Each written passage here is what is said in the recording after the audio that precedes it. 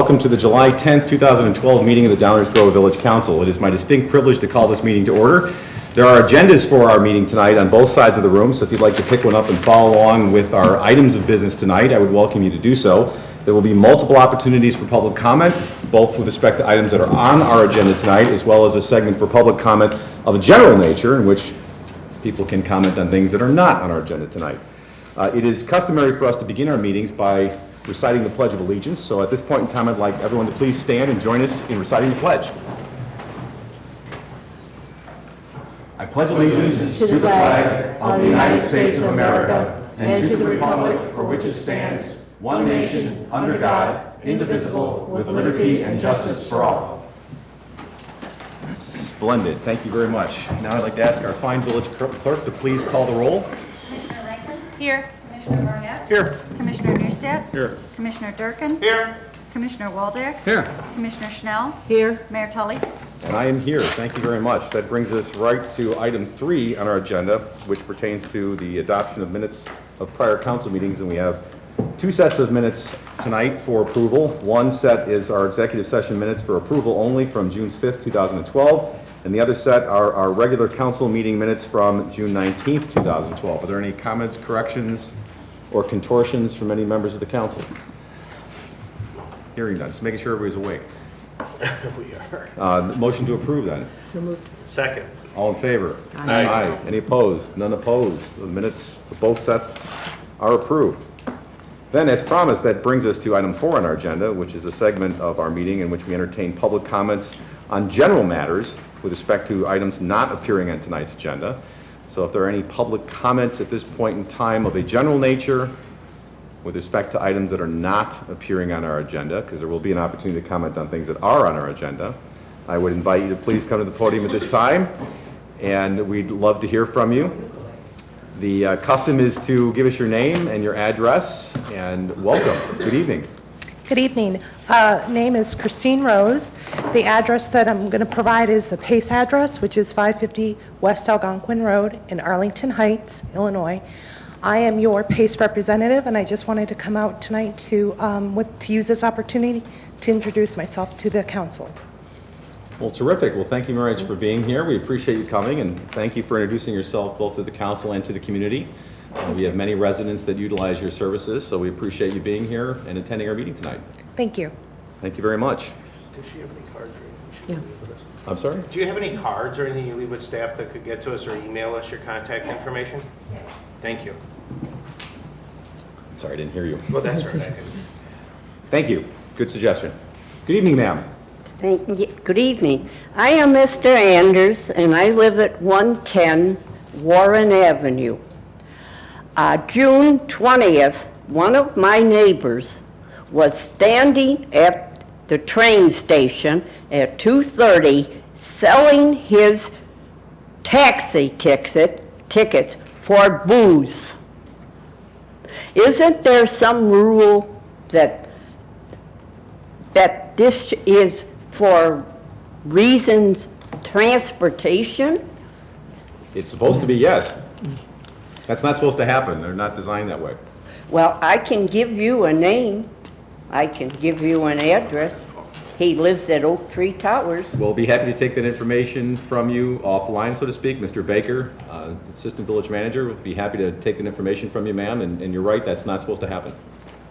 Because I can't drive, so I need the taxi tickets. And we're the only ones that got taxi tickets. All the other towns don't have it. And I don't want him ruining it for me. Well, I will take the information and we can look into it and see what the situation is. All right, thank you, sir. Well, thank you for being here and thank you for everybody. bringing that to our attention.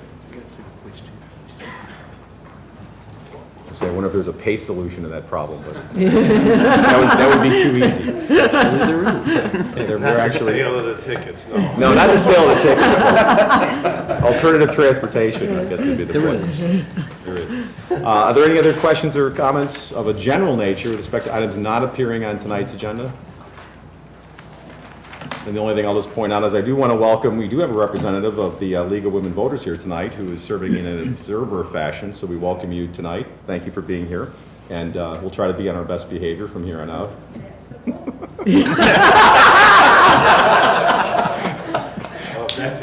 tell you some municipalities that could use your assistance. Sorry, our goal is going to be very, very uninteresting and non-entertaining, and then I'm sure there'll be other towns that'll provide much more drama than Downers Grove.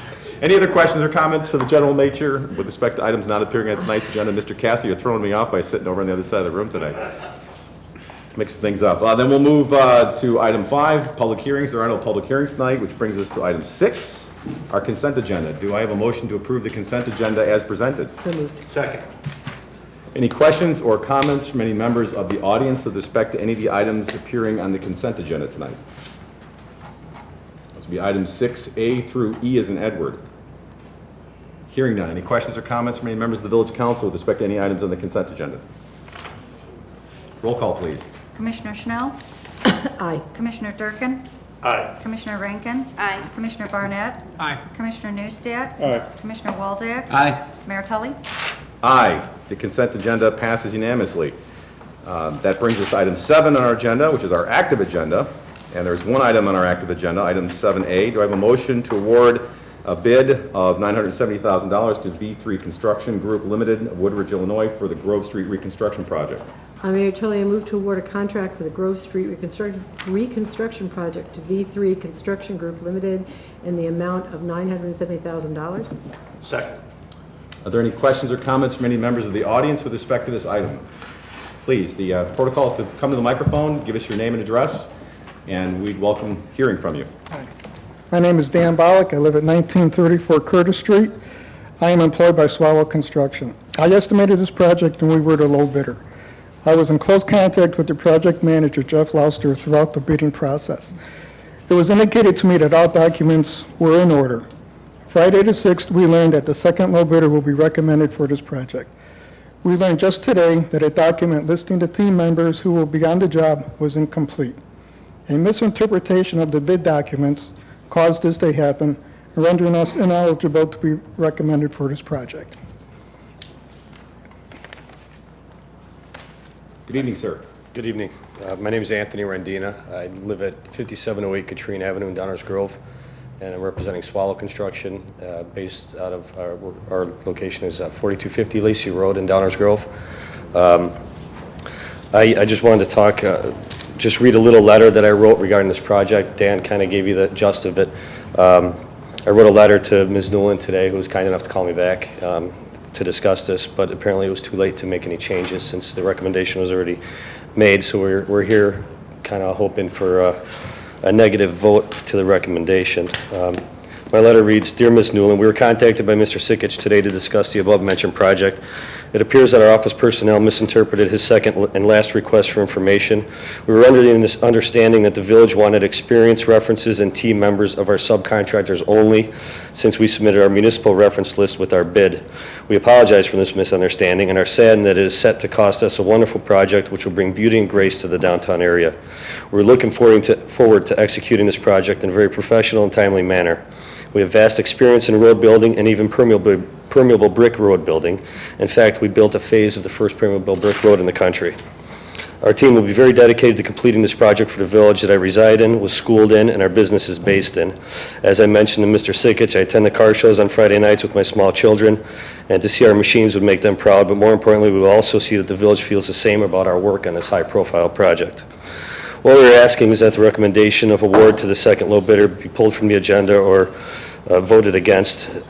We've since submitted the documents that the Public Works was missing, one document, I believe. We ask that you please take the time to review them and possibly make a recommendation at the next board meeting. The project would still be able to be completed this season if that were to happen. We ask this as a local business owner and taxpayer. We ask that the village revisit this issue. We remain dedicated to successfully completing the Oakwood Storm Sewer project that we're currently working on, and things are going well, and any other future work for the village of Downers Grove. Thank you, everybody, for your time. Thank you for being here. Thank you for your comments. Any other questions or comments from members of the audience with respect to this item, the proposed bid award? Hearing none. Any questions or comments from any members of the Village Council? Commissioner Newstead. Thank you, Mayor. I appreciate Swallow coming in tonight. I'm going to go ahead and go along with the recommendation from the village staff. One of the questions that I had with the issue was the quality and the the duration of any of these projects that have been out there in other communities like ours. And there's a part of Warrenville Road that's been used and reconstructed with this type of material. It's been in use for 5 years, and the report we have here tonight says that it's in good shape and has actually had an added benefit that reduces speed by 5 to 10 miles, so there's a little bit of a traffic calming component in there. One question that I didn't ask, and I think it might not be a big surprise because I've talked about it before, but have we gotten any of those QR codes out there yet on any of these type of projects? But I think this would be a great one to start with, and you know, let people see what the benefits are of a pervious paver roadway like this. Thanks. That's all I have, Mayor. For those of us who are technically uninitiated, a QR code would be what, Commissioner? QR code would be, if I could find one here quickly in my golf magazine that I just happen to have up here. QR code is a scannable code, kind of like a barcode on products that you purchase that you can scan with a smartphone or a smart device, and then it takes you most of the time to a website and can give a description on a roadway project, a product you're purchasing, or other things. So the non-technical term would be that funny-looking thing that you see That on was billboards square. and magazine Yep, ads. that guy. For more, that you scan with your phone for more I information. should just get one and hold it up here, probably. There you go. Now, there's no monopoly on props, so you're welcome to do that. Golf magazine didn't work tonight. Commissioner Barnett. Thanks, Mayor. I was wondering if we could just have a little from the podium description of the project in a little more detail. This is, for me personally, I think one of the neater things that I've been involved in up here.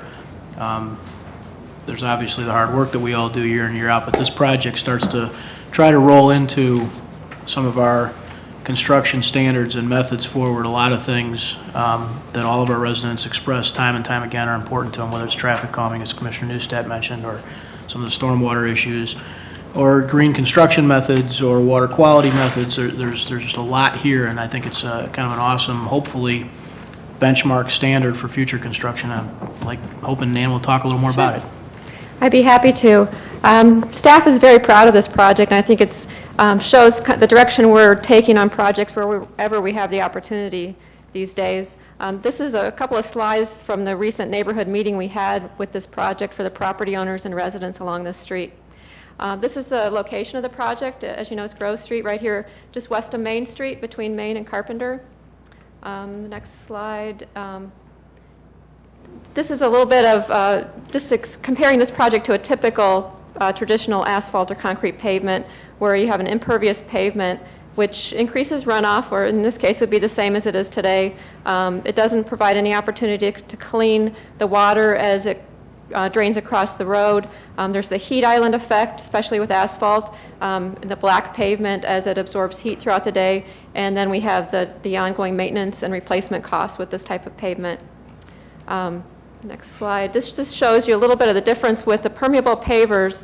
What you have on the top layer is your permeable pavers with the gaps in between them that allows water to percolate through the pavement. The next layer is a layer of aggregate or gravel, not really gravel, but it's more the open graded type of stone that allows water to percolate through it and into the lower levels. There'll be an under-drain system that'll collect the water, but as it goes through, some of it will percolate and some it'll get cleaned and washed as it goes through that pavement and into the surrounding pipes eventually. This is some pictures of some permeable pavers. You can be found in different locations. It's very heavy duty, and the bottom left side, that's actually like a heavy-duty industrial yard. It can carry very heavy loads. On the bottom right is more of a residential area. It can be used in driveways and in city areas. There's great locations near us, like at the Morton Arboretum. That's a great example of the use of permeable pavers. In the case of permeable pavers, they reduce runoff, they slow down the water, they trap the impurities. I think they're very aesthetic looking. They really replicate the look of brick. In this case, Grove was originally a brick street, but because of this deteriorating condition was overlaid with asphalt many years ago. It also, as you mentioned, provides a traffic calming effect. It'd be very similar to driving on the brick streets where you get that effect of driving. It gives you kind of a sound, a rumble sound when you ride over them, which I think kind of naturally slows down traffic. And it has life cycle cost savings because it's a very durable, long-lasting product. This is also, if you could go to the next one, there's a couple of water quality features we're putting in. These are some rain gardens that you'll see right at the alleyway there where it goes into Fischel Park. We're going to be putting in a couple depressional areas that'll collect that water and filter it through some plant material, which will help further clean it and slow down the water as it drains through the project. So it'll have a lot of nice aesthetic features. This is a separator. It's a physical structure that's put inside a catch basin that will swirl the water, and it'll settle out the silt and the heavier metals and things like that, and which will allow us to come in and clean that out, and it won't be drained down into the creek. So it'll have a combination of different water quality features. In addition, we'll also be working at the corner of Carpenter and Grove. We'll be doing some bulb outs at that location. We'll be able to extend the crosswalks further into the intersection to shorten the distance the pedestrians cross. That is a busy pedestrian crossing there at Carpenter.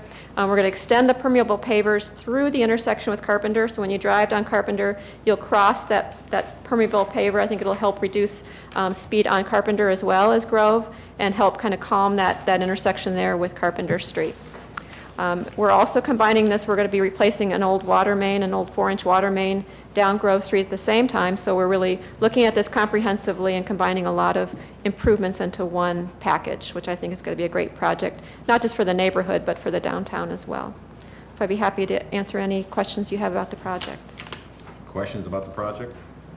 Commissioner Schnell? Just one. Like brick streets, do these kinds of streets have any heating problems with the freeze and thaw cycle, so that we'd have a problem of, some raising or some of the problems, so that they would then have to be replaced, like a brick street has to be replaced after so many years? We don't anticipate that kind of problem. We did go and meet with the staff at the City of Warrenville and talk to them, and they gave us a few suggestions to modify our cross-section a little bit to make it a few lessons learned from that, but we don't expect any issues like that as with a brick street because of the underlying base material. And did you talk to the Arboretum as far, because that's been down 3, probably more years. 4 years. Did you talk to them as far as, what they've learned? I assume you did. Well, we didn't really need to. Andy was one of the project managers for the Arboretum project, so he brought a lot of information to us when he came on staff. Okay, and they haven't had any problems with heating? Not at all. Okay, thanks. Mm-hmm. Commissioner Durkin? Yeah, since Andy's here and he's the project manager, how old is that? I think it was built in 05. In 05? Jeez. Wow. And I didn't see this, and I apologize, I wasn't here for the last meeting that this was discussed as a workshop item. Is there any way that we could look at other residential streets, building them this way? I mean, is this the wave of the future? We wanted to build it as a demonstration project, also to evaluate it over time. I certainly think it has other applications for us to consider. And then I didn't see, how many feet is this, or miles, or? It's about 212,000 feet. And how does this compare cost-wise to that of a traditional street that we're all accustomed to? I don't know if we did All right, I don't need to know for my vote. I don't know. That you could just, I would just be interested to know if there's, if you were to do this by the mile, what it would cost versus, It has a good life cycle cost, but it is Yeah. more expensive up front. Correct, just like the brick streets, which supposedly have a 100-year life cycle. So, I'm excited to see that. I didn't realize it, but I'm excited to see, because I just was at the Arboretum yesterday. And I'm always amazed at that parking lot and wonder how we can include that in our town. It's just a great, I just think it's neat, so. That's all I have, thank you. Thank you, Commissioner. Commissioner Newsted? Just the comparison between the street that we're doing and the Arboretum. The Arboretum's a little different because there's a bigger opening between the blocks and the patterns. Our street is going to be more like a driveway where the pavers are going to be very close to each other and use the natural beveling of the brick to let the water filter through, right? Yeah, this is the next generation of the permeable pavers. They all have big square holes. They got just wider gaps. Wider gaps. So, because this big square holes like in the Arboretum parking lot they're nice, they're great for that aspect, but I think for a roadway, this is probably a little bit more strong. And I am not an engineer, so. Well, that Right. that parking lot did grab my colleague's shoe. So Yes. that was rather. All of a sudden, she got no shoes on. Like, where are they at? The difference between a parking lot and a street. Commissioner Schnell? In line with that, because I have done that too,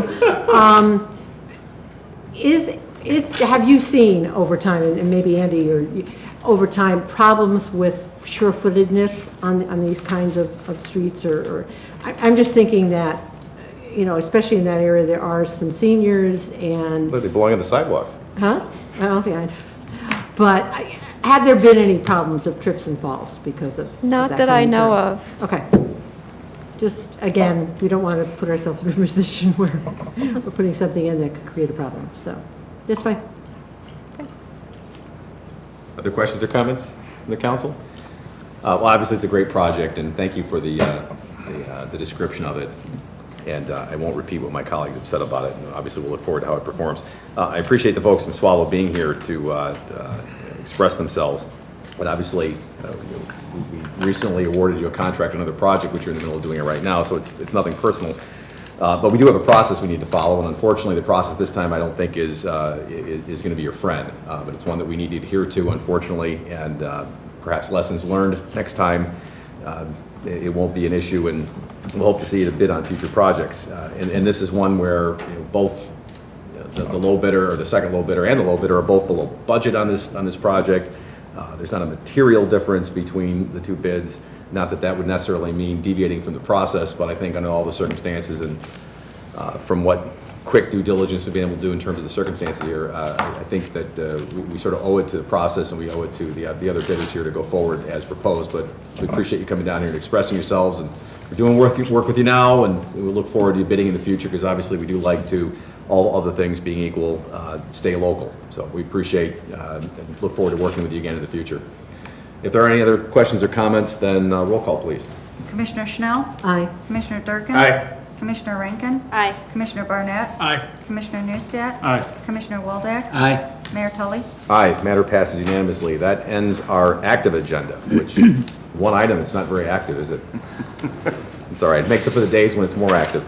It brings us to item 8 on our agenda, which is the first reading segment of our meeting, where we more or less workshop items. This is where items are presented for discussion only, for a vote potentially at a future date, but not tonight. And we have 4 items that will be presented tonight under the first reading or workshop portion of our agenda. And as is customary, I will turn things over to Manager Fieldman to present these items, or tag someone else to do the presentation. And I suspect by seeing Chief Jackson that we're going to get a presentation from the chief. Good evening. And they will do, the fire department representatives, including Chief Jackson, will introduce both items, both related to the fire department. Chief. Good evening, Mayor and Council. The men and women of the fire department are always looking into providing exceptional services while not compromising any kind of efficiency or compromising sacrifice or safety or the protection to the citizens or the residents of the Downers Grove. Our team is committed to evaluating processes, develop efficiencies, and eliminating redundancies. These strategies are consistent with the strategic plan and our exceptional municipal services and continual innovations. We are focused proudly on providing excellent services to the community. So tonight we have 2 items on the agenda to present to you that are products of our ongoing evaluation. As you see, both of these items are in line with the strategic plan. And to present these items, and I guess to introduce to you our newly appointed Division Chief of Fire Prevention, which will be Ben DeAnda, who will be presenting the items. Ben? Good evening. Welcome and congratulations. Well, thank you very much, Mayor, and good evening, Mayor, ladies and gentlemen of the board. The first item I'd like to discuss this evening is the request of staff to enter into an agreement with Brycer, otherwise known as the Compliance Engine, to create an electronic database system used for the filing of fire prevention reports. Currently, licensed testing companies that perform NFPA-required inspections on commercial property submit completed reports submit completed reports to the Fire Prevention Bureau. At that point, they must be reviewed, deciphered, filed, and entered by staff into an existing database. With this request, the testing companies will enter the inspections directly into the database created by Brycer. The benefit to this will be the increase of efficiency of the fire prevention staff time, and will also allow for quicker turnaround and improve our customer service at the same time. In conclusion, the staff is requesting to enter into the agreement with Brycer. Is there any questions concerning the Brycer agreement? Any questions or comments from any members of the audience with respect to this item? Questions or comments from members of the council with respect to this item? I just wanted to clarify something. As I understand it from the materials we have, that ultimately the cost of this database and the data inputting, which we're basically outsourcing, is going to be passed on to the person being inspected? No, sir, that'll be passed on to the inspection company, and it's up to the inspection company whether they're going to pass the cost of that to the customer. I got you. But ultimately, it'll be passed on Yes. from us, Right, right. which is what I was really getting at. Exactly. All right, fair enough. And then the other question I had is, as we start to see more and more electronic management of our information, two things occur to me. And I realize this is specialized data and the formats and the regulatory requirements. I get that. But as we move to more information to the cloud and we start having more things existing in electronic format as opposed to paper format, we ought to be mindful of ways to perhaps eliminate the need for data entry by having data entered in a standardized format electronically to begin with, so it goes straight into a database, or it could be scanned into a database in a standardized way that eliminate the need to have manual entry of data, which is very 20th century. And I understand this obviously isn't going to be costing us anything, but it's just an example of where there's probably more efficient ways to do it in the future. And I realize sometimes that specialized data has to be done in a certain way until the regulations keep pace with technology. But to the extent that we have opportunities to utilize technology to create efficiencies and reduce costs, every time I hear outsourcing data entry, it just sounds so IBM Selectric data cards. It's very Stone Age, at any rate. Stone Age. Well, the data entry is actually made. Cretaceous period. The data entry on this particular is actually made by the inspector, Right. inspector on the site. So it goes directly from, after the inspection, goes directly into the database by the inspection company. Right, and I understand this is specialized data and it has to, I get all that. Okay. I was speaking more broadly Okay. to wherever these opportunities exist. Okay. But thank you for the presentation. Any other You're questions from members of the council? All right, very good. Thank you. Next item, please. Okay, the second item on the agenda this evening is a request to amend our current municipal code that requires detection throughout a building that is 100% sprinkler. The advantage to this amendment include eliminating redundancy, creating cost savings for business, and decreasing construction timeframes while maintaining safety for our occupants. Now, instead of me standing up here and try to talk my way through it, I have a short slide to actually show what the amendment that we're requesting would actually do. This is no particular building in Downers Grove. This is just a basic drawing of what a building under our current detection and sprinkler coverage would consist of. It's kind of hard to see, but the yellow in there is what we currently require for smoke detection. Okay, the next slide shows. Next slide. Okay, I'm sorry. The next slide will show, if it's kind of hard to see, but we have another slide that will show the arrows. We'll show exactly what we'll be requiring if this amendment is passed. Be advised that we are still within code. We are still above code when it comes to what the amendment is referring to. And you'll see that we have smoke detection within our open office areas and within our corridors, which also is referred to into the amendment that we're proposing. If you look at this next slide, you'll see exactly where the detectors will be taken out of if it's decided to go with the amendment proposal. So as you can see, the cost savings would definitely be a plus for the business owner because they would not have to install something that's not required by the International Building Code and the International Fire Code, which are the codes that we follow at our current time. It also is going to reduce on redundancy as well, as you can see in all these areas where we're taking a smoke detector out of. We're also covered by sprinkler head. So the coverage is there. It's just we're not instilling more coverage than what is actually required. Is there any questions about that particular portion of the amendment? Just a couple of add-on comments. This would apply only to commercial buildings. And the reason we're able to recommend this amendment is because fire sprinklers, when they're activated, act very much like smoke detectors. They notify the village 911 center that it's been activated, and they set off the alarms in the building, alerting people to the fact that there is a fire. So it's duplicative in that regard. It does the same functions as a smoke detector.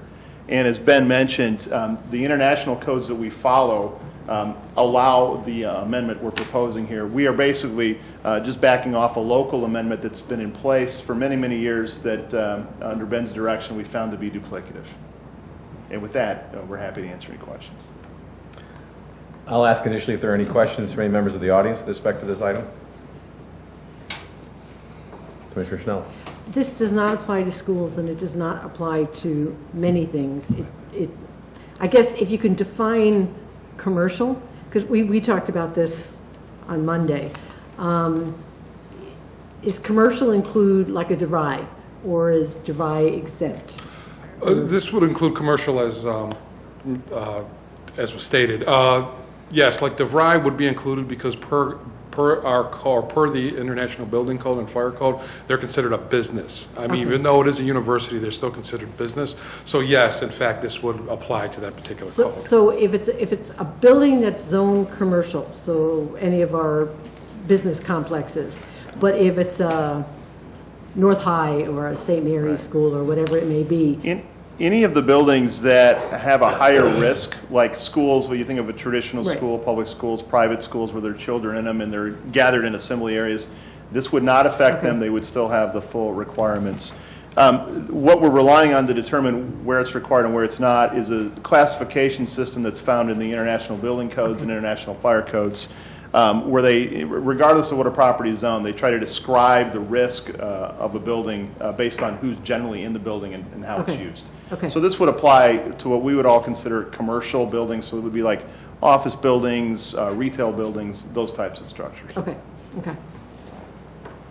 Thank you. Other questions or comments from members of the council? Commissioner Neustadt? Just for my own experience, having seen both smoke, heat, and sprinkler heads activate, it's exactly at the same time, pretty much. You know, in the schools where I work, I've seen the sprinklers actually have a much more sensitive kind of trigger, if you will, for the fire alarm. As soon as that water flows just a little bit, it sets the fire alarm off. So I think the duplicity of this, I had a hard time with that word the other day, of this amendment, of getting rid of the extra devices is going to save folks money when they're doing their build-outs, and it's going to be another tool that we can offer as far as attraction of new businesses. If they're building out in a new business, they don't have to duplicate extra work and extra devices in their building. So basically, in this room, it would be all the sprinklers would stay, but that smoke right up here in the middle would not. If this was a brand new facility and it was newly constructed, they wouldn't have to put the smoke in. They could just do the sprinkler heads. That's kind of a generic way to say it, right? It's all driven by code. It really is, depending on which type of an occupancy it is, whether it's, as we talked about earlier. So it may require, it may not, just depends on what. Maybe this isn't a good example since it's an auditorium. But it's not going to affect public safety at all. I think that's the bottom line. That's the most important thing. We would not recommend any amendment which would decrease the amount of public safety offered in the building. But I think for the public, when they hear, savings to the businesses, et cetera, bottom line is, it's going to be as safe as it was before. And Correct. I think that's very important. Smoke detectors don't put out fires. Right. I understand So that. that's the benefit too, that sprinklers do. Yeah, not eliminating the sprinklers. Any other questions? Thank you very much. Okay, one more portion of that amendment, we're also including. Oh, but I'm sorry. That was just part one.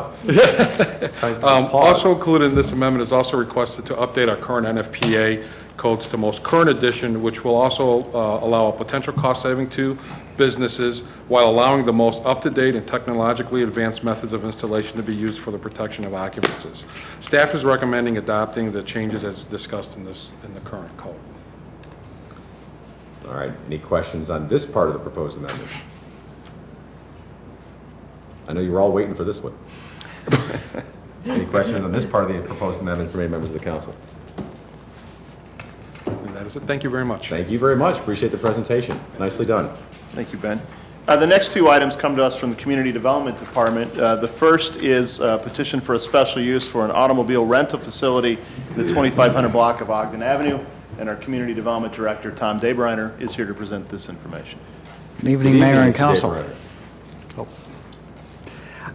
Special use is a special use ordinance has been prepared for an automobile rental facility for the property located at 2561 through 2565, 2 units of a shopping mall, Ogden Avenue. And we're looking for approval, next week's agenda, the July 17th active agenda.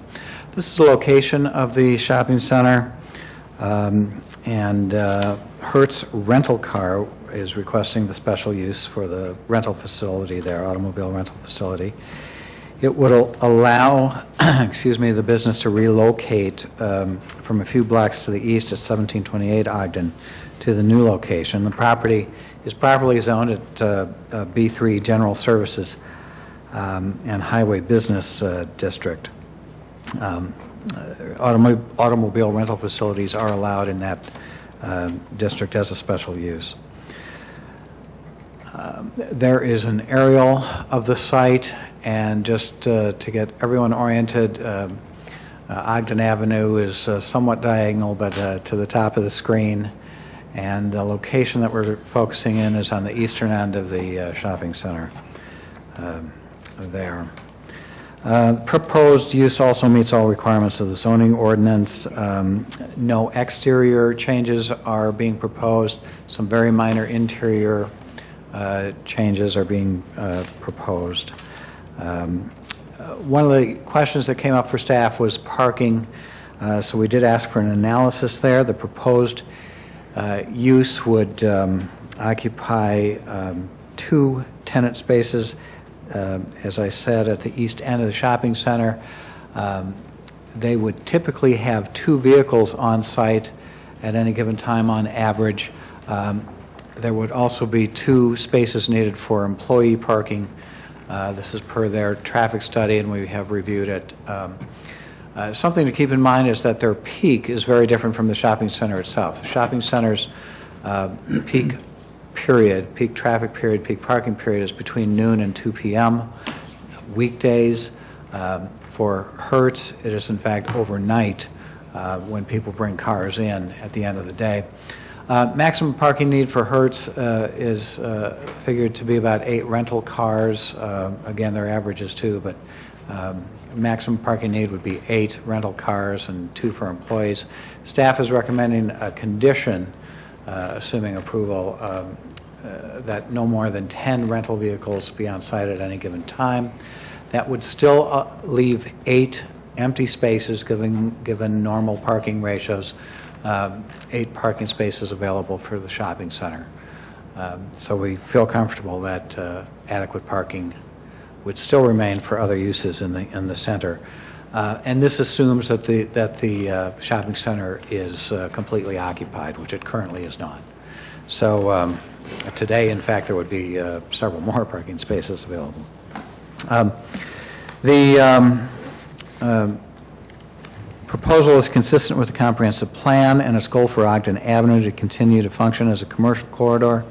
The plan defines, in fact, the west end of Ogden Avenue as something really more focused on regional business uses. We think the Hertz automobile rental facility fits right in with that, given proximity to expressways. The Plan Commission considered this petition at their, is that right, April meeting? I thought that was more recent than that. I got to double check that date. At a recent meeting, let's say, and found that the request met the standards of Section 28.1902 of the zoning ordinance for approval of a special use, and based on those findings, unanimously recommended approval. Staff concurs with the recommendation, and I'd be happy to try to answer any questions. We do have a representative from, it was the June 4th meeting of the Plan Commission. We do have a representative from Hertz, should you have any questions about their operations. Thank you, Mr. DeBreiner. Are there any questions from any members of the audience with respect to this proposed special use request? Any questions from any members of the council with respect to this proposed special use request? Commissioner Neustadt. Thank you, Mayor. Are these spaces for Hertz going to be designated by signage or something in the strip mall, or is it just going to be wherever they're needed? You know, I think, as you probably are aware, sometimes the pickup drop-off process is a little bit more haphazard, but the intention is to put the cars largely to the rear, I believe, correct? Well, that's correct. We utilize spaces in the rear as necessary. There would be Could we ask you to, I know you didn't want to, but could I ask you to please come to the podium, introduce yourself, and that way folks at home can hear what you're saying. Thank you, I appreciate it. Absolutely. My name is Justin Britsky. I'm area manager for Hertz Rent-A-Car in Chicago West Suburbs, and we are at 1728 Ogden Avenue currently. And the initial meeting was indeed June 4th, as it was my first year anniversary, wedding anniversary, and I caught some flack for being here, so just thought I'd share that. We would have intentions of using some very small signage to mark our own spaces that would be allowed by both our landlord and the village. So yes, we would indeed like to mark those spots off. Okay, thank you for asking that question. Are there any other questions of our Hertz representative, Commissioner Barnett, as long as he's there? I don't have any for you. I've got some for Tom. Okay, well, then before we, any other questions from the petitioner? All right, thank you. Commissioner Barnett. These don't necessarily need answers this evening, but do we have similar total vehicle limits with the other rental cars, places on Ogden Avenue? That's one thing.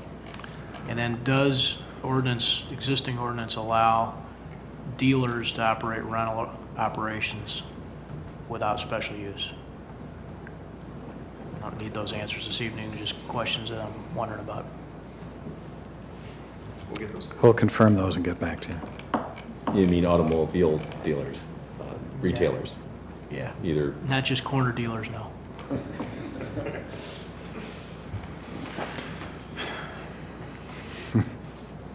Trying to be specific. That's all. I can't answer the last question about corner dealer. I just want to be Sorry, clear we'll about expect it by next week. Other questions, comments from the council?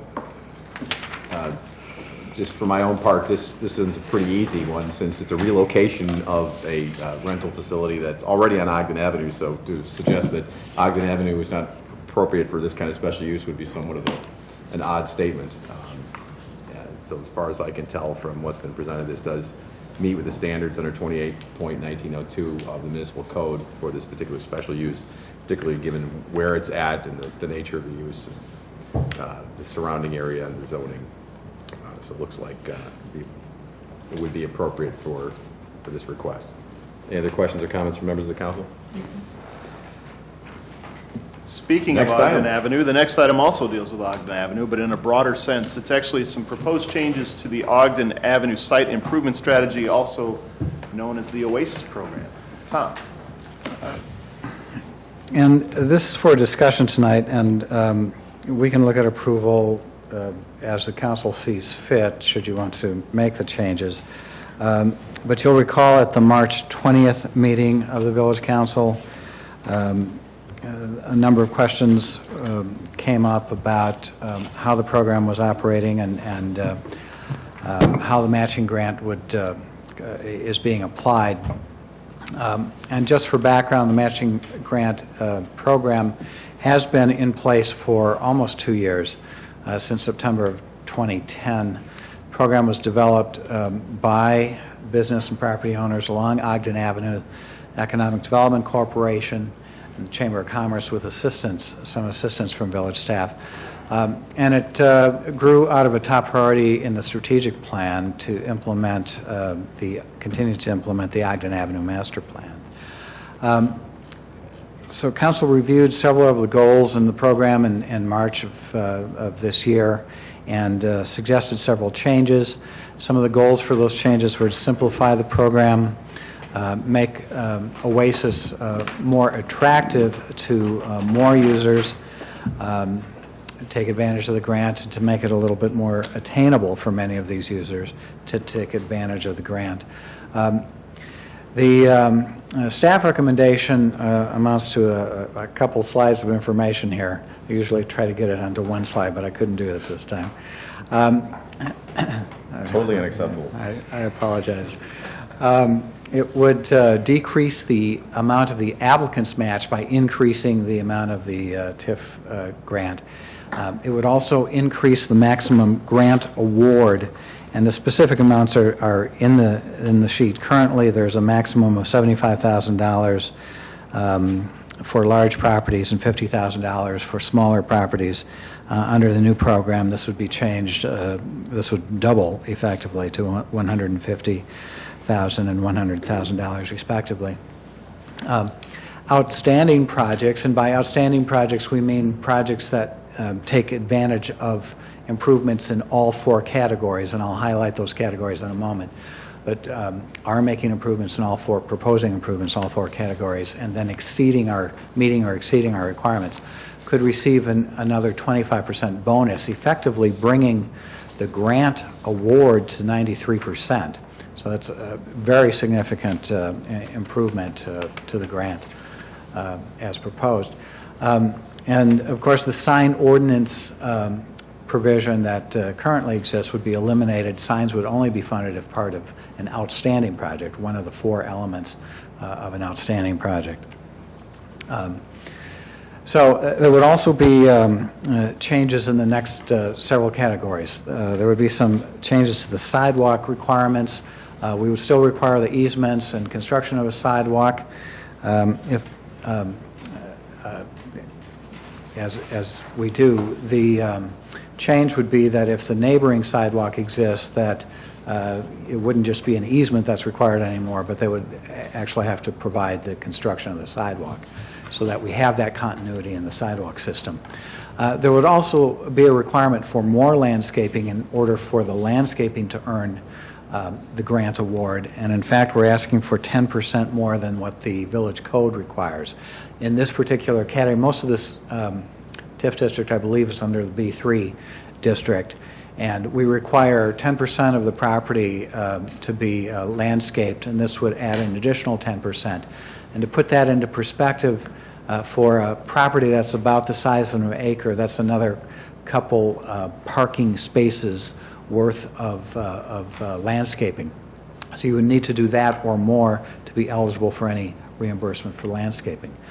Category maximums would be eliminated. We would simply look at the overall value of the project.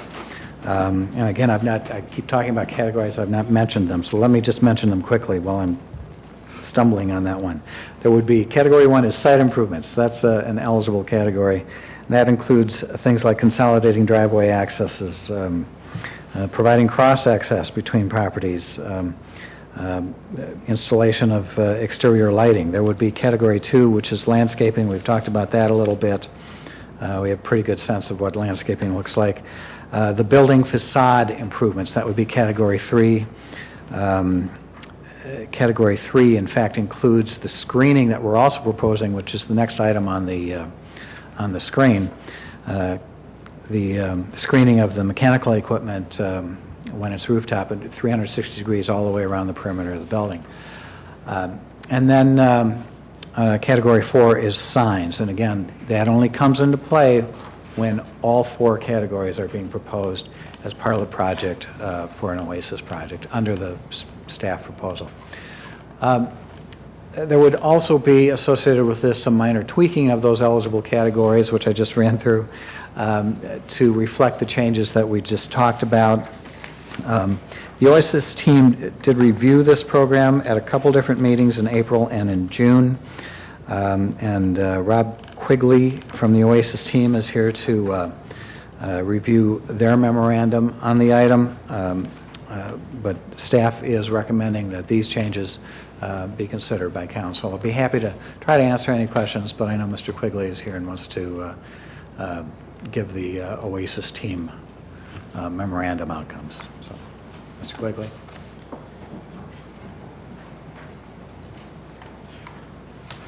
Good evening, Mr. Quigley. Welcome. Thank you for being here. Thank you for allowing me to talk. I happen to be on a board in Burr Ridge where I live, so I know what it's like to sit here till 9 o'clock at night, so I'll be brief. Thanks, Tom, for the introduction. That's a great outline of the recommendations for the program. I'm one of the owners of Bradford and Kent Builders on Ogden Avenue, 807 Ogden.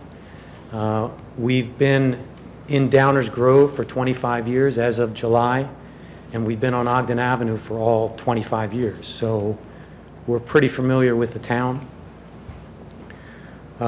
I was asked back in 2009 to get involved in the discussion around the TIF for Ogden Avenue.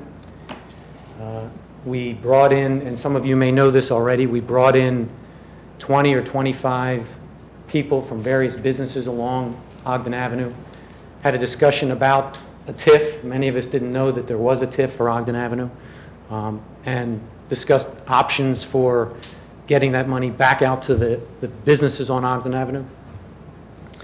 We put together a proposal, and I think in late 2010, an ordinance was passed here that outlined it, and I think Tom went through the 4 different categories that qualified for reimbursement or monies.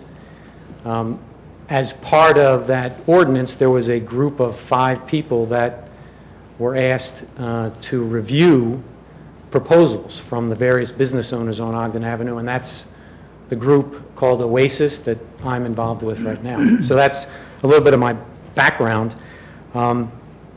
You probably know some of the statistics. We've got a little over 20 possible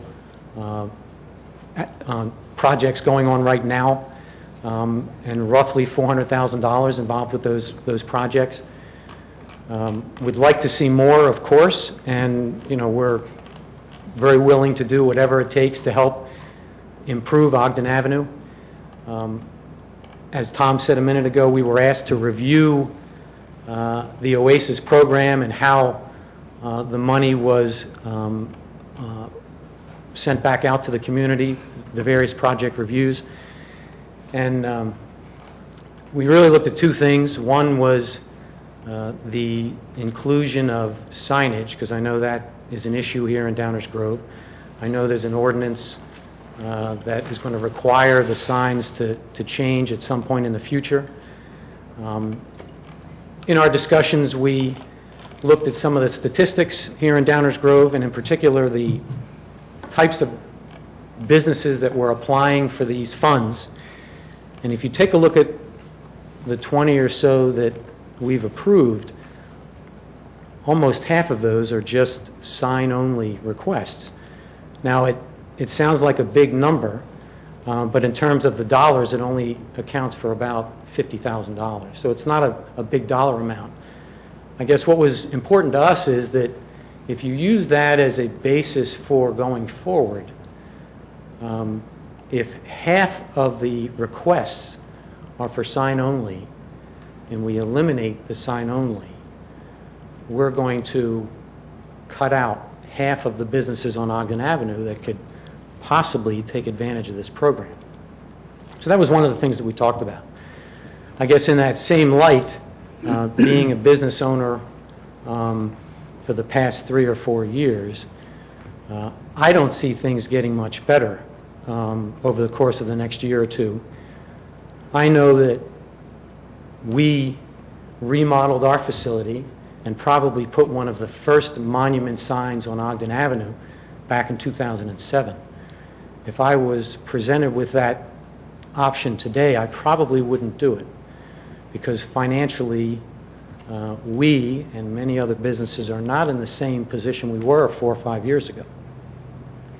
So if you consider the businesses along Ogden, trying to encourage them to improve their facilities or improve their businesses, signs could be an important part of that.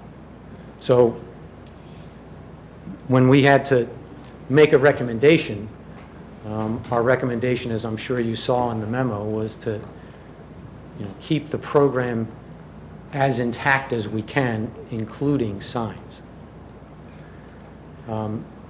Now, we also, went on in our discussion and realized that that may not be possible, and we'll be behind whatever the council decides to do. We reviewed the recommendations from Tom and his staff, and as I say, he's done a very good job here of outlining it. We think that is also a very viable way to go. Unfortunately for me, we, Bradford and Kent, are not able to take advantage of this program. And that's probably why I was asked to continue on with the OASIS program, because I can't benefit from it. We've already redone our facility as best we can, so there really isn't anything out there for me to do. But we deal with a lot of businesses along Ogden Avenue. I know times are still pretty tough. I think the program is a great program, and whatever we can do to try and get this money out to people and improve Ogden Avenue, that's what we want to do. So, again, thanks for your time. I try and answer any questions that you might have. Well, thank you for being here and for speaking, and particularly thank you for your service as part of the OASIS group. Especially on top of sitting on a board, and you still have time for this, it's greatly appreciated. Any questions from the council of Mr. Quigley, as long as he's here?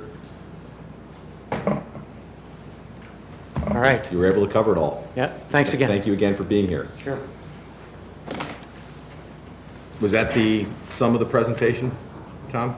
Well, we just have, a couple other things. The present policy could be revised, and we could bring this back to you intact as is next week, or with some modifications, probably the first meeting in August, if you direct us to make these changes.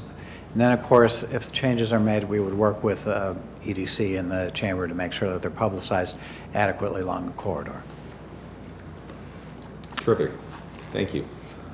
Any questions or comments from any members of the audience with respect to the proposed changes to the OASIS program, which of course impacts Ogden Avenue?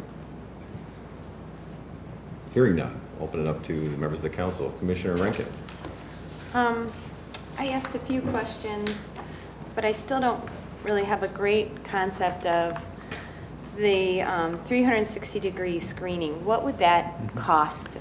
I mean, there's a number here, but I have no idea what $20 to $30 per square foot of a total building size would probably average out to. So, I mean, I know they're all different, but, are we talking thousands of dollars or? Tens probably. What? Tens of thousands probably. Tens of thousands, okay. So we're increasing the amount that people can get, but we're requiring let's say that's $10,000. We're going to require a sign if they don't do all three things. Maybe that's $10,000. We're going to require sidewalks. That's $4,000 or approximately. We're going to require landscaping. So I think we're giving more money to it, but we're also requiring them to put out more.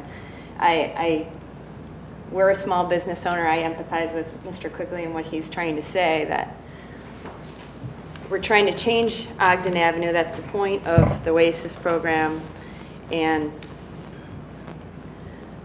we are changing the requirements to even, in some ways, make it a little more restrictive for people in some ways. I do think that the increasing the match is wonderful and the percentage, but I really don't think taking away the sign-only requirement. I don't agree with that.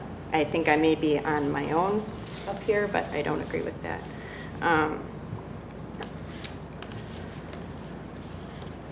I have a few more things, I think. So my question about the landscaping.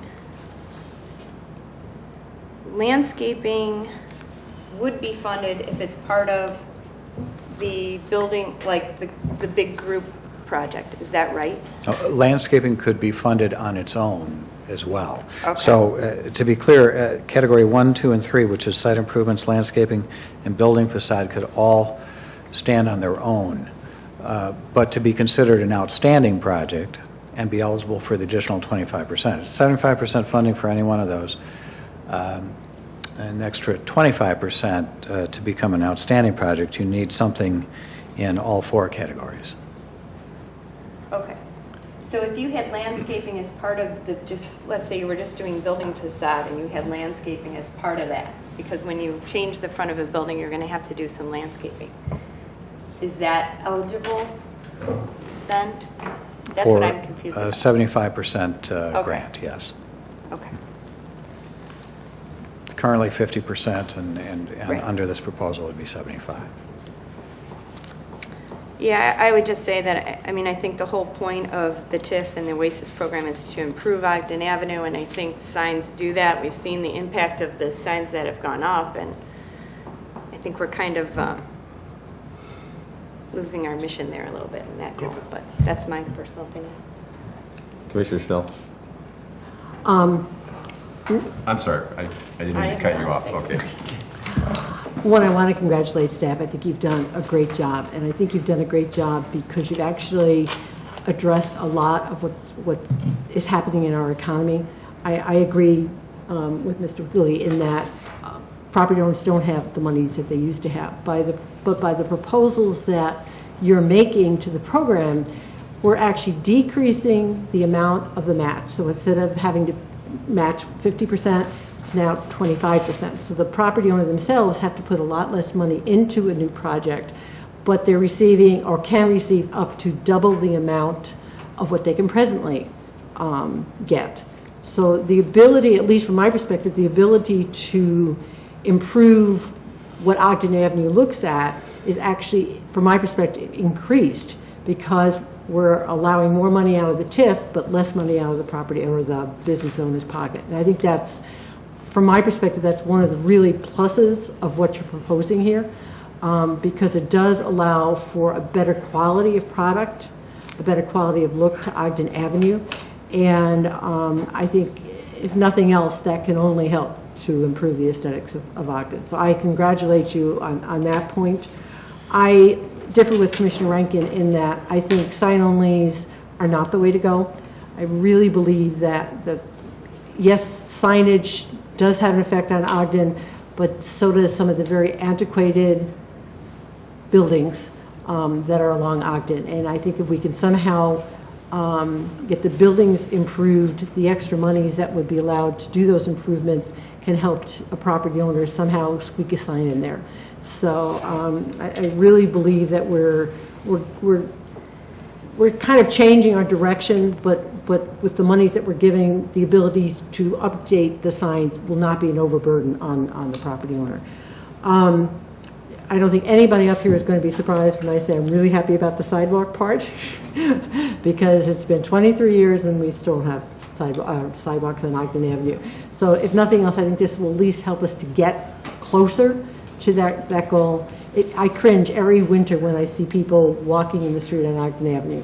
It's the most unsafe thing, and we really need to do something, and this is a first step. I do have a question about the outstanding project as far as landscaping goes, and I should have asked you this, and I apologize for not doing it. The 10% bonus landscaping that would be required to get the, I know it's possible, but is it possible, could we possibly require that 10%, or at least a good portion of that 10%, be in the front yard as opposed to the rear yard? My concern is, it sounds great to say we're going to have 10%, except if it's in the back corner that's covered by a trash can that you never see. So if we can put it at least 5%, I would prefer 10, but if we can at least put part of that in the front yard, I think we'll have a much more of an impact on the aesthetics of Ogden Avenue. Our ordinance, just to clarify, our ordinance does require that 50% of the landscaping be in the front yard currently. So if we require 10%, 50% of that 10% would be required in the front half yard? of that 10% Okay, would. so that kicks in. Correct. So could we wish to a 10? I think if you're getting extra monies for something, then it should be extraordinary. And one of the problems with Ogden is that it's really not aesthetically pleasing. So anyway, 5% is great, 10% would be better from my perspective. And I think that's it. And I don't have a problem with screening mechanical units simply because, again, if the intent of the OASIS program is to make Ogden more aesthetically pleasing, then that's one way to do it. So, I mean, I wouldn't fall on sword for that, but I think it's a good idea. So, thank you. Commissioner Barnett. Thank you, Mayor.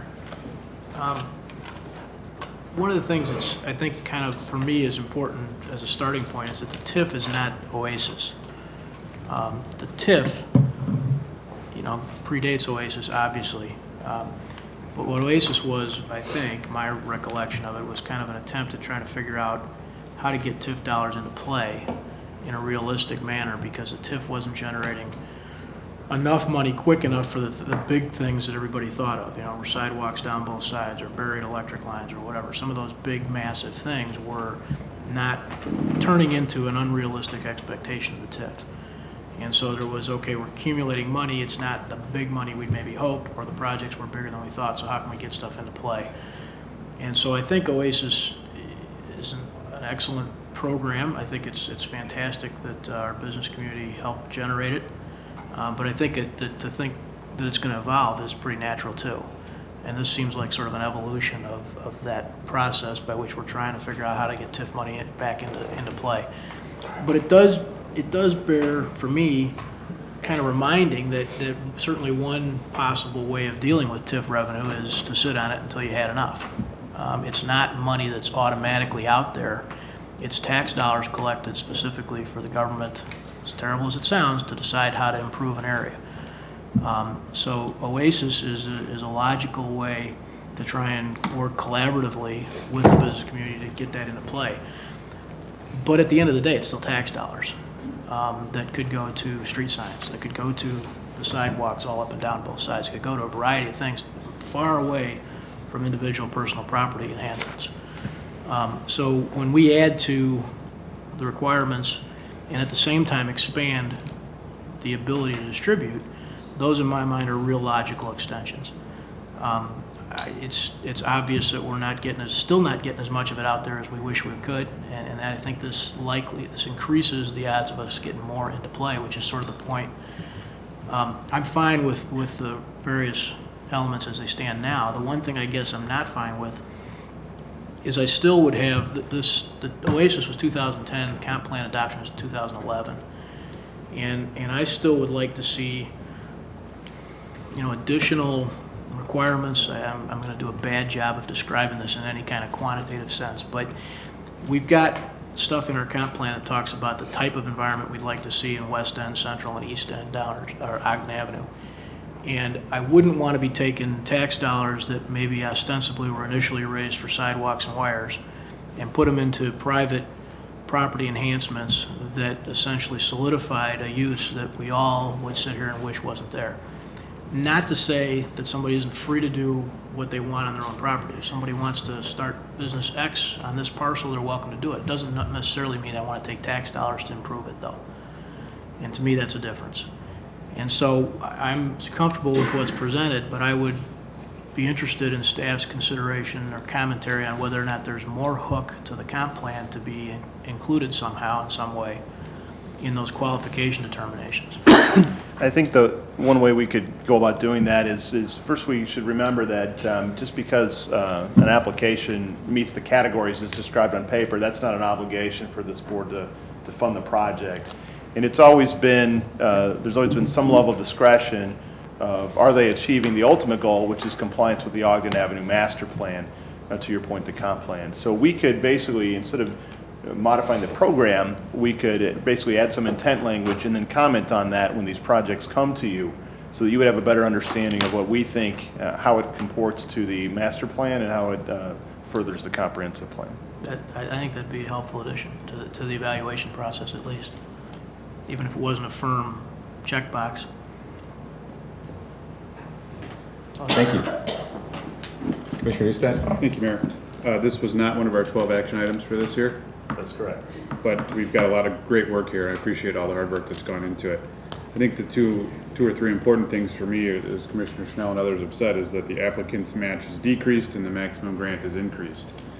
You know, we've heard a lot about signs tonight. I'm a big fan. I would love to change all the signs to make them look nicer along Ogden Avenue and throughout the rest of the village, but we've been at the sign ordinance now for 7 years with another 2-year extension just added. So I think that those folks that are interested in doing the signs still have an opportunity, at least on Ogden Avenue, to repair their signs as long as they go through and get each category recognized with the Oasis program. Commissioner Barnett brings up some good points about the connection and correlation to the Ogden Avenue master plan and the comp plan. I think that it is an important distinction to try to make somehow, somewhere. But as far as the Oasis changes are developed here, I think it's good. It still allows for signs to be part of the program, but the emphasis goes on more of that outstanding or big project completion, which is really what's going to help and benefit the aesthetics of Ogden Avenue and the mobility on Ogden Avenue, as Commissioner Schnell often talks about sidewalks. And in the winter, it is treacherous along Ogden. So I'm hopeful that this will actually spur people in to do bigger projects because there's more dollars available. And we've seen some really nice changes on Ogden Avenue. The animal hospital down there, closer to Fairview, looks really great. And there's a big empty parcel right next to that. So hopefully, as these projects start to move along and Ogden Avenue becomes more aesthetically pleasing and looks better and it's more connected for pedestrians and vehicles, that empty parcel will turn into some other use instead of just an empty parcel, because Ogden's a more attractive site for potential new businesses in town. So I appreciate all the hard work from not only our staff but the Oasis team. I know there's a lot of discussion and work gone into this, and I look forward to seeing some of these great outstanding projects come before us for approval. Thank you. Thank you, Commissioner. Commissioner Waldeck. Thank you, Mayor. I've been a supporter of the Oasis program, although there's always the tweaks and things that are always brought up. An important part to me was always the signage. But first up, regarding the sidewalks, I know it's nice that we're going to construct sidewalks where there's one adjacent, but one tweak, if I could recommend a tweak, is if you have two applications and they don't have, one is an adjacent sidewalk and let's say, how can I put this?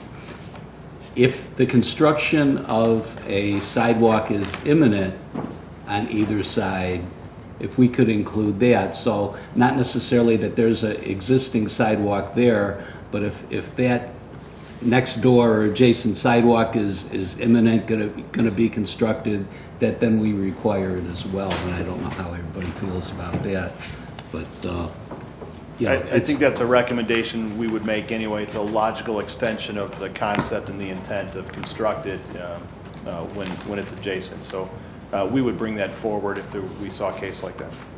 Okay, and landscaping, I don't know, I always fear, when you have a 10% requirement, let's say you have something where there isn't really any landscaping now, you could have a wheelbarrow and a couple of daisies and you've increased to 10%. What I'm wondering is just to solidify this requirement a little bit, is that we not only have the percent requirement, but at least a minimum amount. Some sort of a baseline to start with and then work with the percentage. So I would recommend a little tweak there as well. And signage, it seemed for a while I was the only one who seemed to be against the signage on the Oasis program, mainly because when the sign ordinance first went in, some of the good corporate citizens went out and did their signage, like Bradford and others before the program, put in their signage at their own cost and didn't have this opportunity. And now, it just seems that if you wait, you might get money for signage. I like the change. I didn't know how my fellow council members would feel about funding signage, because this is really not meant to be a signage only. But I do have a question for staff. I talked to Dave earlier today, so he knows the question was coming, and he told me that he wouldn't have the answer tonight. But what the average cost of minimal cost of a compliance sign? Yeah, you want to say complacent? Yeah. Also with the duplicative, and we're using the words tonight. Yeah.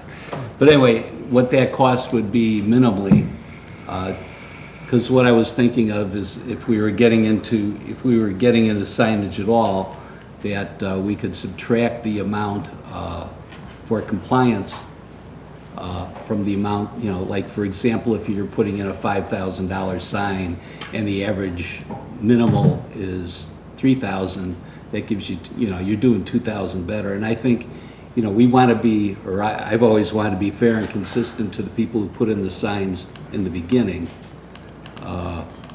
So if we kind of carry that through and say, well, you have to meet a minimal amount for signage, and you go above and beyond that, then maybe that might be compensated in some way in the program. And I don't know how my fellow commissioners feel about that, but let's see what the basic amount is. And it'd be interesting to know how much it costs these days for that type of signage. Other than that, I really have no other major complaints. I think it's a good change. As Commissioner Barnett mentioned, it's tax money. TIF is tax increment financing, so we have to be careful with tax money. It gives us some say in what's going on, and so we need to be judicious in the way we hand it out. It isn't free. So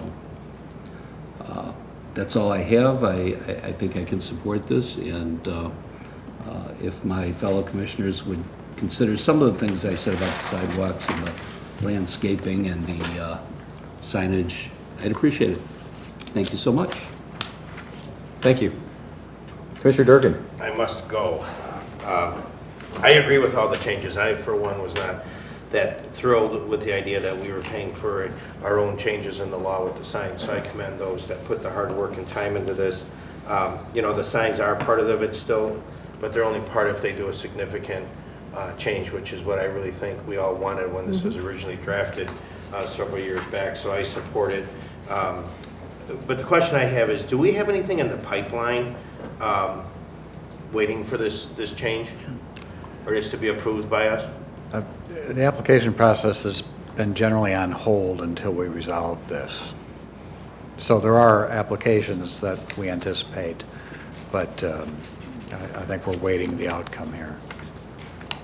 So do you think, not to put you on the spot, Tom, but do you think that we'll see some, if we vote on this next week or whenever we vote on it relatively soon here, I'm assuming, do you think we'll see construction in this year? Oh, I think it's very possible to see construction this year. First of all, there are projects that are underway right now from the existing program, but it is absolutely not too late to get an approval in and get construction underway this year. So again, we as a village is doing our fair share with start creating jobs in Downers Grove, so that's another reason I'll be supporting this. So that's all I have, Mayor. Thank you. Go ahead, Commissioner Rankin. I'm Sure. sorry. It's all right. We'll deduct it from your time later. I want to underscore that I am a big fan of the OASIS program. I hope I didn't come off unsupportful. We understand you to be asking staff to eliminate it. No. I just think we all need to be mindful that there's been many projects that have applied that have not been able to proceed, and I still think we're going to come across that. And the one question I have is, okay, so in category 4 it says all projects receiving OASIS funds shall replace their sign. So let's say a guy gets a landscaping OASIS grant for, I don't know, there's no minimum maximum, right, $10,000. Then he's going to have to do his sign right then. That's correct. If Don't you we receive think that grant would money. Yeah, don't you we have think it to- might discourage people from applying? It may, but the staff perspective on this is that sign's required to be replaced within 2 years anyway. So within that time frame, they would have to comply. So there may be some level of discouragement. However, when you're looking at a grant program that is only requiring faster compliance, we don't think that has a negative impact in the program. And there's a carrot instead of just the stick.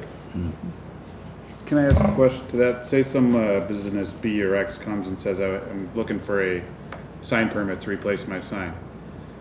During that first initial talk with the village conversation, if they're an Ogden Avenue eligible property, are they told about the OASIS program? So say they come in with a sign-only permit, have no idea about OASIS. Someone in the community development department will say, hey, do you know about the OASIS program?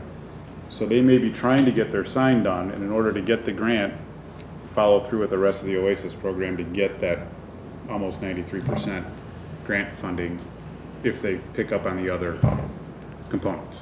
So that conversation happens. If I own a business and want to get my sign updated per the new sign ordinance, I would be informed if I'm an Ogden Avenue business Yeah, about the they are, possible grant. if they're within the TIF district, correct. Okay. Well, first of all, let me just reiterate once again our appreciation to the Oasis team for all the great work they've done, and the staff and everyone else who's participated in it. It has been a great program, and we're obviously talking about putting it on steroids and making it an even greater program, making it an outstanding program, if I could go so far as to say that. But I think Commissioner Barnett is absolutely right that we need to kind of take a step back and look at this from a much broader perspective, because we're really talking about three different things here that all originated independently for different reasons, and yet they have some common threads, and that's why they're overlapping to some degree here when we start talking about Ogden Avenue and facade improvements and TIF eligible projects and the sign ordinance. The three things, as Commissioner Barnett started to say, are, I mean, number one, there's the Ogden Avenue TIF district, tax increment financing, which goes hand in hand with the Ogden Avenue master plan, which is why the TIF was created, to support the Ogden Avenue master plan. So keep in mind that the Ogden Avenue master plan was there first. The TIF was largely created to support the Ogden Avenue master plan, and the TIF district has been there on Ogden Avenue. No, it has not supported the kind of major projects like purchasing large parcels of land, allowing for the incentivizing economic redevelopment along Ogden Avenue on a major scale. I think that's ideally what was originally planned. And yet there were dollars that were being generated in the TIF fund that were not being utilized.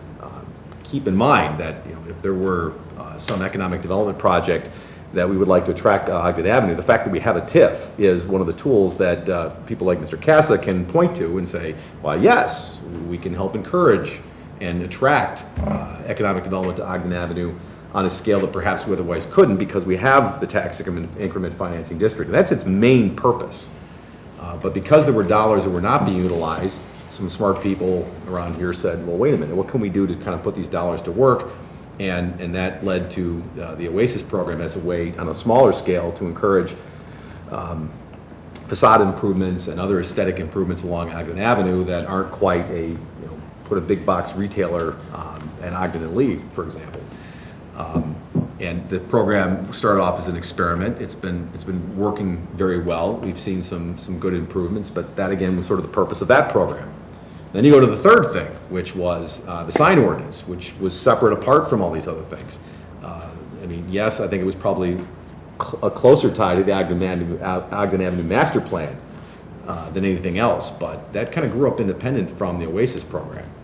I mean, the sign ordinance is very simple. We want to change the signs along Ogden Avenue, and the original intention was for that to happen by way of attrition over time, and to a large degree it has.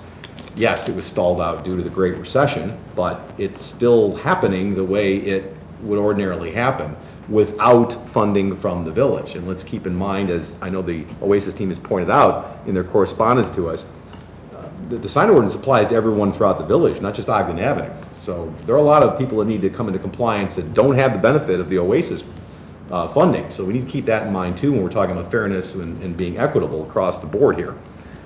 So I view the sign ordinance as a freestanding entity that needs to be dealt with by itself, and for a large degree has been working quite well.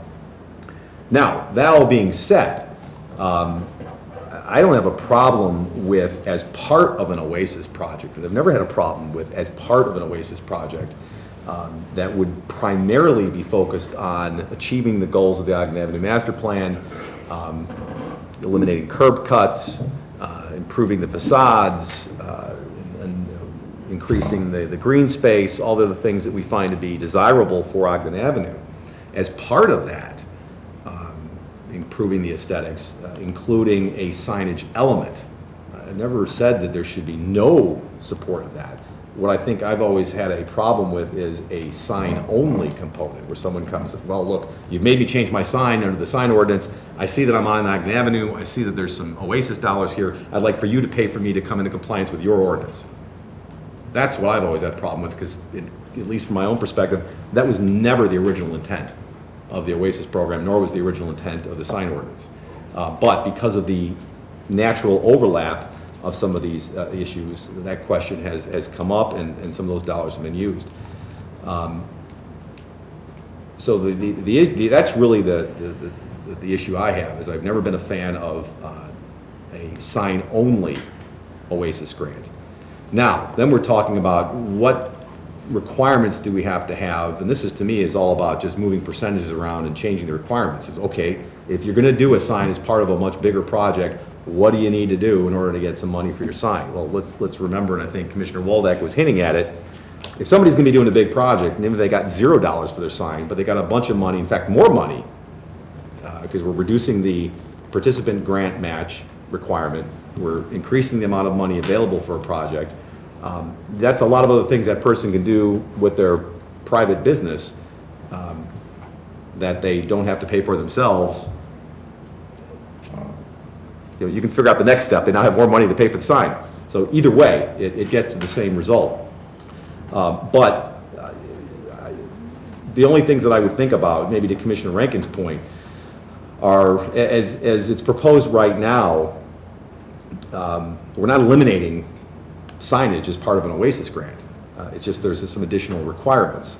And I would be at least willing to consider maybe backing off on some of those requirements, because right now you can't have any sign funding as part of an OASIS program unless the project receives the 25% bonus that is reserved for outstanding projects.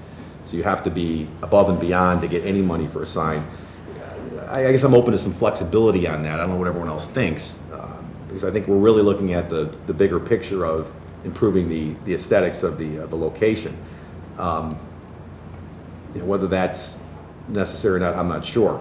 I do think that if we're going to be handing out dollars to anybody, that they need to come into compliance with our code. I think that's an appropriate and logical request, and it's consistent with what we do with other things. If someone comes to the village for a permit and there's some outstanding issue, we require them to come into compliance. So I don't see the problem with that. But you know, maybe tweaking the the super requirements for a project that includes, among other things, a sign is something that, if that's perceived as a problem by the OASIS team, that's something I'd be open to considering. But I overall don't, just again, have never have and never will be supportive of sign-only funding, because I don't think that was ever the intention. Other questions or comments on this issue from the council? I don't know if we've given you any direction, zero direction, backwards direction. We have a variety of directions, so we'll... As usual. Which way is the sign pointing? I think what we'll do is we'll follow up with some individual conversations, package that information up, and put it on a future agenda. Probably not next week, though. We just want to go to work on some of these items that you've given us tonight. Yeah, and I guess thank you. And I guess you made a good point that, this isn't some kind of, this isn't like the criteria for adopting a special use. We have a fair amount of flexibility, and I think some of us would probably like to see what is the project, and if it, there has to be some criteria, because we have to manage expectations, particularly if there are people waiting in the wings to apply and they want to kind of know what the rules are. I think we owe it to them to tell them what the rules are and not change them every year, or at least midstream. But I think we're really looking for, what I'm hearing everyone say, is that if it's a project that's consistent with the goals of the Ogden Avenue Master Plan, then it's something that can be supported, as long as it really achieves the broader goals. So, for what it's worth, that's my 25%. And that ends our first reading tonight, Mayor. Terrific. Well, thank you for presenting that, because as with all good programs, we always strive to make them even better. And to the extent we can, then this is certainly worth the conversation. Well, that ends our first reading. As Manager Fieldman mentioned, it brings us to the mayor's report, and the only thing that I want to cover tonight is the update with respect to where ComEd is at. And this is, again, part of our ongoing effort to work with Commonwealth Edison to enhance and maintain reliability of electrical service here in the village. Again, not to be confused with electrical aggregation. I know a lot of people have been getting those letters in the mail in the last couple of days. That has to do with, of course, the cost of electricity, not the reliability of the delivery of electricity itself. The update for this week, which is actually the first update in 3 weeks, since we had a little bit of a hiatus there due to the holiday and the 4th and 5th Tuesdays. One equipment replacement project is still in progress by ComEd and is scheduled to be completed in August next month. This project consists of the replacement of 3,600 feet of replacement overhead cable in the far northwest section of Downers Grove. ComEd has indicated that this project has been delayed due to some difficulties accessing the easement that is involved, giving them access to the property that they need to get through in order to do the work. But they are working with the Condo Association, well, that answers that question, to gain access. Staff has requested a more specific report on the progress that has been made to this point by ComEd.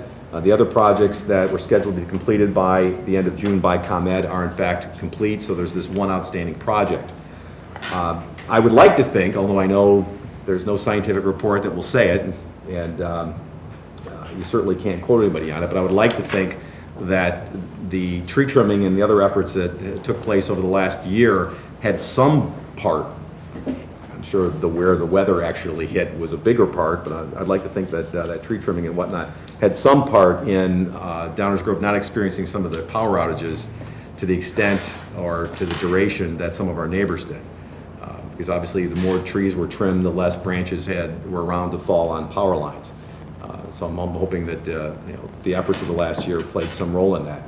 But I think this is the kind of thing that obviously we need to continue to be vigilant on. To that extent, this will probably lead us right up to another town hall meeting, as we've been talking about scheduling in September-ish. And as soon as we have a better date on that, we'll get that published.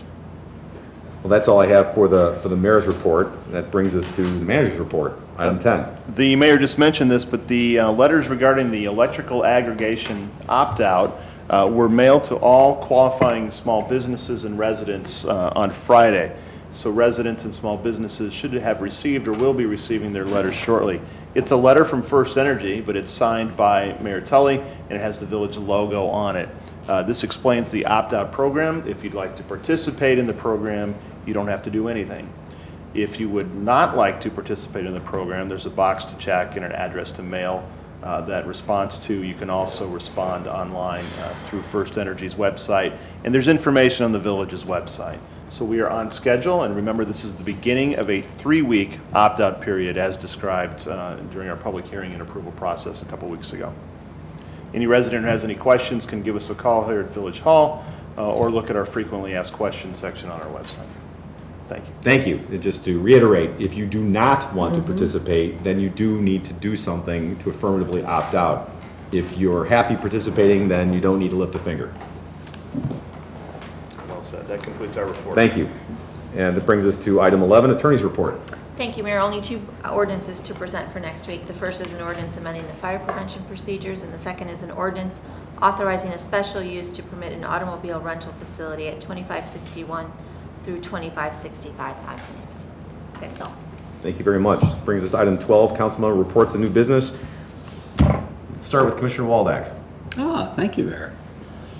Well, first of all, I want to thank everybody who came out to the 4th of July parade. It was oppressively warm, but it seemed like everybody was having a good time. I was impressed with the group that came out, and just as a side, I always find that touching, and another 4th of July event that got me was watching TV in Colorado when the firemen or fire personnel were coming back after saving the town, that the people were out welcoming them back. And it was just scary to see all those flames threatening an entire village that size. And made me appreciate even more our firefighters. I want to thank the representative from PACE for coming out tonight. I do thank you for the work done on the commuter shuttle. You can pass that back. I appreciate that. And they also play a huge, tremendous role in a process called Ride to Page, which is alternative, what we have a taxi subsidy program. They operate Ride to Page, and that's a very, very good program as well. And as a comment for the person that came in, it is important that we maintain the integrity of our taxi subsidy program. So I always encourage, when I hear things from cab drivers and others, if you do know of any abuses, please report them, because it does take away from the need for other seniors and people with disabilities. So feel free to let staff know if you know of any abuses, whether you're a driver, owner, or a senior, a person with a disability. Let them know. Thank you, Mayor. Thank you. Commissioner Schnell. I actually have two very quick things.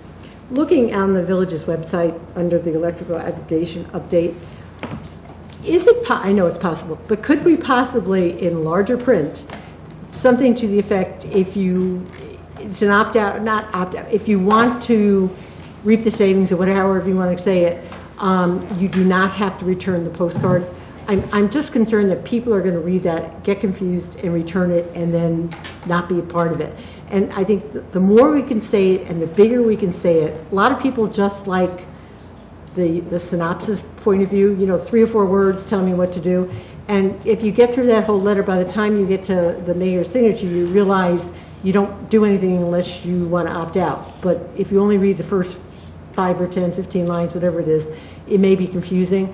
So is it possible, or can we possibly on the webpage, on a slightly larger print, just give us a really 10-word, you don't fill it out if you want to stay in the program? We will do that. We'll pull some language, especially you do not need to do anything to participate that's in bold, and we'll move that to a more prominent location. Right. I think that's really imperative. And then I really want to thank staff and whoever in the council came up with the idea of the council float. For those of us who participated in actually we didn't, our kids did, but participated in the decorating, that was, I think, the most fun I've had in 24 years up here. It was a hoot. I mean, I know our granddaughter did it. Most of the kids of the council members were there.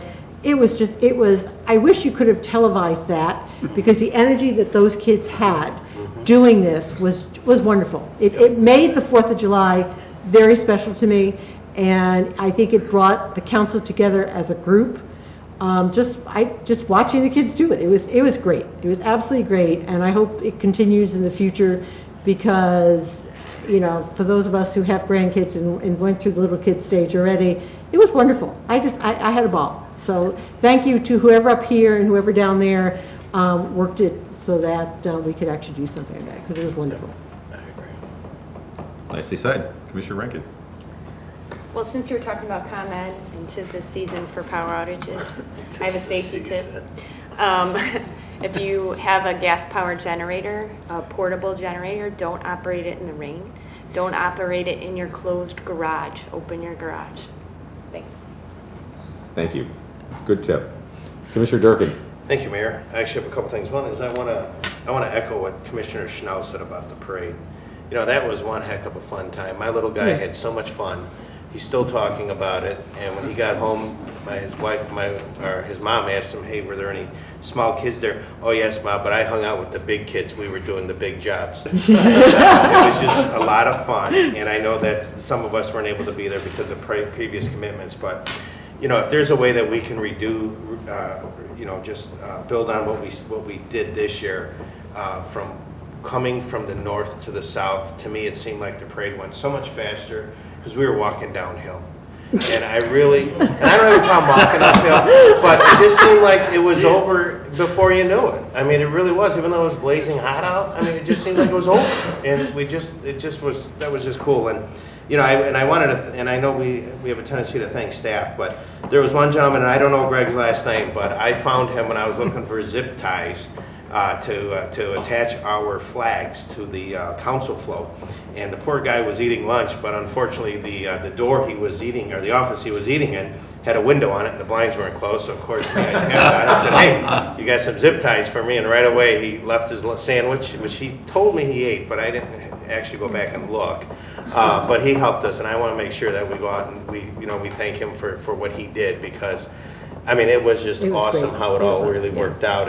And to the staff who took that trailer and put AstroTurf on it, I mean, it just you got to some way, you got to get pictures. I know, Doug, you were taking pictures, and Phil was taking pictures. Yeah. Just some way to capture that, because it was really it was almost until the point where it could really become a community-type parade or a community-type float where there's such participation. Well, there's an idea there. You know, but just overall, I know the others that haven't spoken are going to comment about the parade, but it was a lot of fun. Of all the parades I've been in, this was the best. But there's another big event that's coming up, and it's the 5K Labor of Love. And I know some of us up here like to do 5Ks, and some of us like to walk them, and some like to volunteer. But the 4th annual 5K Labor of Love is going to be taking place. It's sponsored and hosted by the Downers Grove Lions Club, and it's going to be taking place at McCullum Park and the surrounding streets. I should say the neighborhood surrounding McCullum Park as well. And it's going to be on September 3rd at 8 o'clock in the morning. So it's the 4th annual. I do have some flyers that I will leave up. I will leave with staff if there's a way we can put them out, and maybe we can get this on our website. I would appreciate it. Last year we had over 500 runners. This is a CARA certified event, so we're expecting even more than last year's event. And from what George Swimmer was told us at our meeting this morning, or luncheon this morning, or afternoon I should say, you know, he's out at all the other races handing out our flyers. So you know, it'll be another good event, and hopefully some of us up here are looking to do a 5K. It'll be nice and fast, because now how fast you run that, Mayor? About 4 or 5 minutes, not even. And that's all I have. Thank you. You forgot to tell them about the early bird registration. Oh, yeah, the early bird. Yeah, I thought I'd save that too. But there's an early bird registration, and for more information, one can go to www.5klaboroflove.org. Thank you. And they're giving out really cool, sleek running hats this year, as opposed to shirts. So you don't get that everywhere. So there. Commissioner Neustadt. I would love a running hat sometime in my life. I don't know if I'll get it this time around. I'll pick one up for you. With the continued heat and dry conditions in our village, it's important for all residents to remember that we do have some watering restrictions in place. We go on an even-odd system for your address at home. The water usage is permitted between 4 and 11 a.m. and 4 and 11 p.m. And we also have to be very careful about brush fires. It doesn't seem like something we normally have to worry about here, but with the dry conditions, there's been one in Buffalo Grove and Orland Park very recently, so it is something to consider if you're outdoors. Both of those were started by illegal fireworks.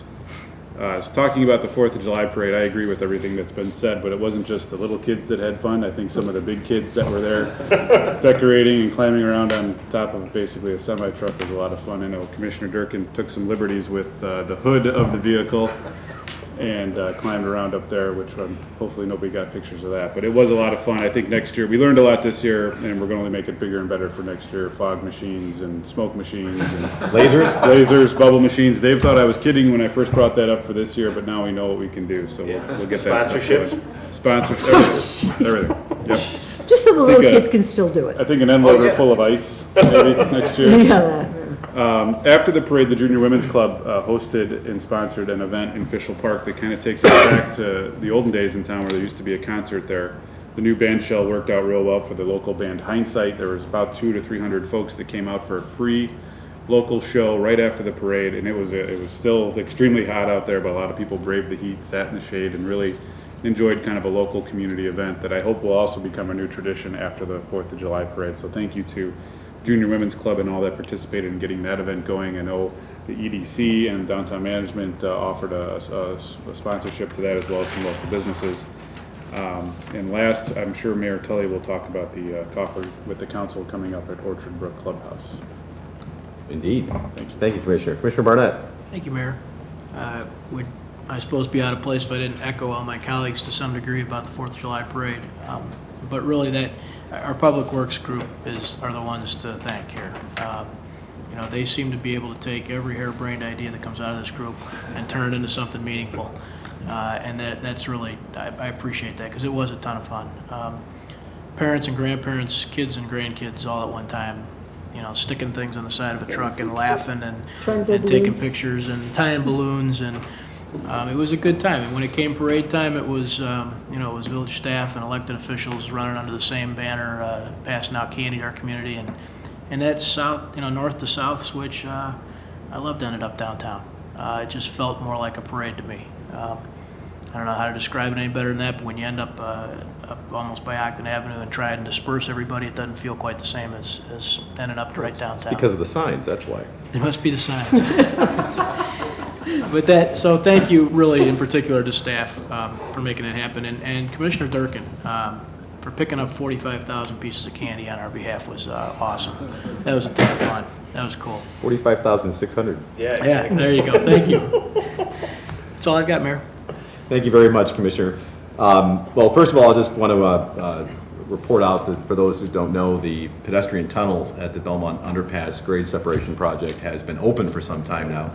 So not only can you drive through it, but you can now walk through it. So this is really clipping along ahead of schedule. It's really looking terrific. So that's good to know. Although I know a lot of people were walking through it when it was 104 degrees out, but now that it's backed off a little bit, that's terrific. Congratulations to the Downers Grove Rotary for another very successful Grove Fest. That was well attended. The weather cooperated. I think everybody had a pretty good time. It was, again, terrific block party for Downers Grove, and everything went really well with that event as well. And it's always good to see folks come up and it's sort of like coffee with the council on steroids, because they see you and immediately you get the questions and comments, and so it's a lot of fun. We do have to figure out how to get some kind of a booth or presence there, as we have in the past, in the old days. I think that was always a good thing, and when you have that many residents coming to one spot, to have some kind of presence by the council, I think would be a good thing, and there's probably some ideas we can leverage from that. Moving on to the parade was great. My thanks to everybody who tolerated 104-degree temperatures. I was really impressed by the number of people who turned out along the parade route. They were a little bit further back in the shade, but they were still there. That was really quite a special thing. And I know I only now replenished the water weight that I lost from that exercise, because it was pretty unbearable. And yet it was a lot of fun. And yes, the idea of having everybody on the float, I think, was terrific. I know we tried to do that last year and couldn't quite pull it off, and I think it really came to the fore this year. So I know Commissioner Barnett, Commissioner Neustadt, Commissioner Durkin, Commissioner Rankin, the whole council were involved in that, and I think it worked out really well. And who knows, maybe we can use that as sort of like with the holiday tree. Have decorations made by community kids, and they can put them on the truck, and maybe have some prizes or whatnot. Wouldn't it be neat to have one of your kids not only in the audience and see the float go by with one of their decorations on the side? That might be something to think about. I know my kids, they're teenagers, so when it comes to decorating floats, they're too cool for that. But they kind of dug riding on the float. That was kind of nice. And the only thing I got to say is, actually, Commissioner Durkin, yes, thank you for picking up that candy, because you picked up so much that we have enough left for every single meeting from now on. Everybody that comes to a council meeting, we're going to hand out a Tootsie Roll, because I think there's probably another 1,500 bags of this. But I think this stuff has a good shelf life, so we'll be passing this out for quite some time. I thought it was for crack sealing. Yeah. Save money. That's what you told me. That was a little crack. All right, Dan will get a kick out of this. Our joke was that because it was so hot out and there were so many Tootsie Rolls all over the place, that we're going to save a fortune on our crack ceiling on Main Street. Because We all had to just stop. There you go. As we went along. except the plows are all going to pick it up in December. That's the problem. You're going to have Tootsie Rolls all over the plows. So we'll have that to deal with. That's all I have, other than just to leave things by saying that there are approximately 345 days left until Grove Fest 2013, so we'll look forward to that. And with that, we need a motion to adjourn, please. So moved. Second. Roll call, please. Commissioner Schnell? Aye. Commissioner Durkin? Aye. Commissioner Rankin? Aye. Commissioner Barnett? Aye. Commissioner Neustadt? Aye. Commissioner Waldeck? Aye. Mayor Tully? Aye. Thank you and good night. We are adjourned. By the way, I had